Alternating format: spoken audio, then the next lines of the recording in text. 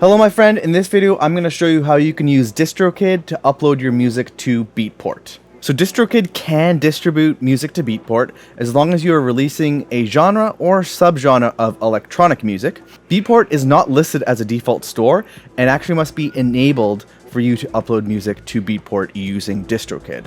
So DistroKid actually makes it pretty easy to upload your music to Beatport. You just have to enable Beatport as a available store first, and I will show you how to do that in this video.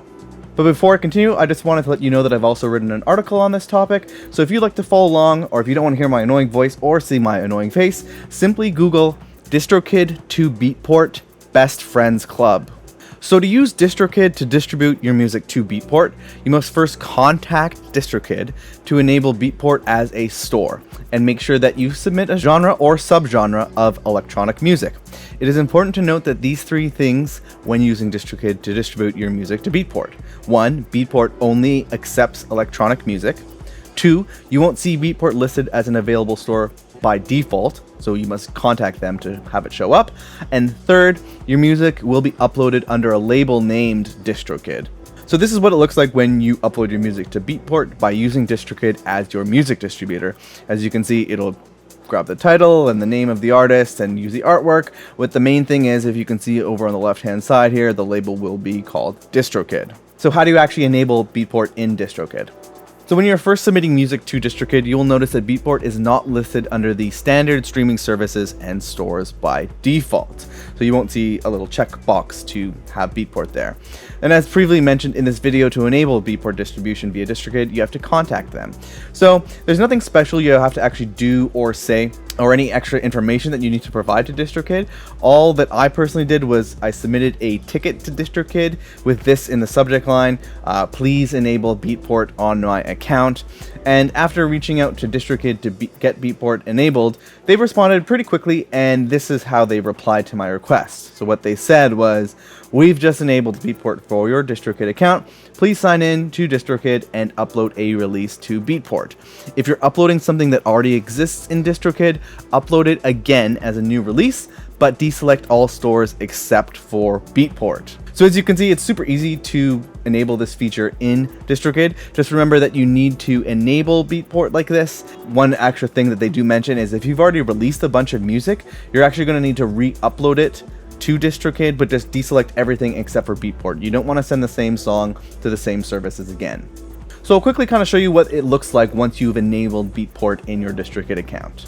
So after enabling Beatport as a store in your DistroKid account by following the steps that I just mentioned, getting your music on Beatport is super easy from that point. So if you're submitting a brand new release, you'll simply want to make sure that Beatport is selected when you are submitting your release. So this probably looks familiar to you if you've already using DistroKid. You'll see that in the list of services, Beatport is now there, and it is automatically checkmarked, which is kind of great.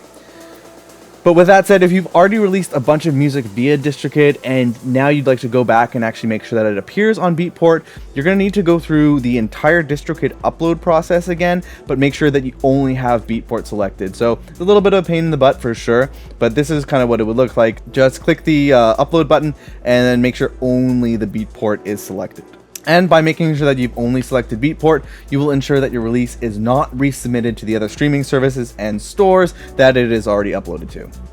And that is the main things that you need to do to use DistroKid to upload your music to Beatport. So now I'll just quickly go through a couple of extra things that you might want to know about Beatport, including Beatport artist profiles and applying to Beatport as a label. So Beatport artist profiles allow artists with music uploaded to Beatport the ability to update their profile photo, biography, and add DJ charts to their Beatport artist profile page. It's important to note that Beatport does not have any kind of special or different account for Beatport artists. Instead, you simply must have a normal Beatport account and connect it to your Beatport artist profile. So unfortunately, there's no way to actually do this simply with DistroKid in the backend like you can with Spotify, but these are the steps on how you can actually claim this Beatport artist profile. So to do it, you're gonna have to have a couple things prepared. First is you need to have uploaded music, so make sure you already have music uploaded to Beatport, which you can now do because you watched this video.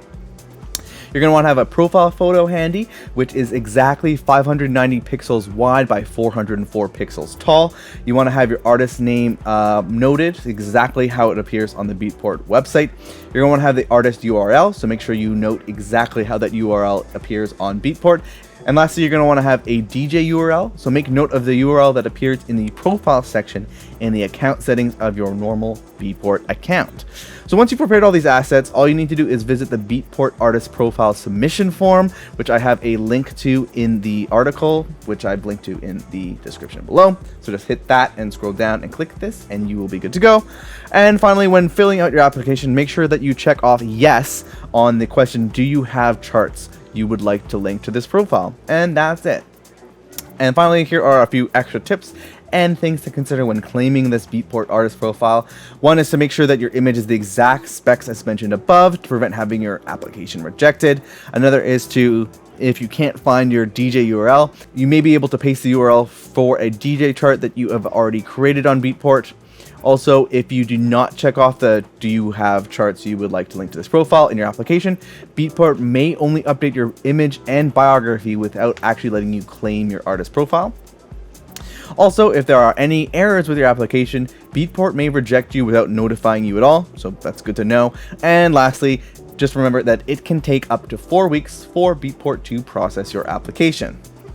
Other than that, if you want to take a look at the article that I've linked to in the description below, I have a few more points on Beatport distribution, other ways that you can get your music on Beatport, including Beatport label applications, even though they are not currently accepting any direct deals, and as well as some other Beatport alternatives and other information that you might find useful. Check out the link in the description below to dive into this article.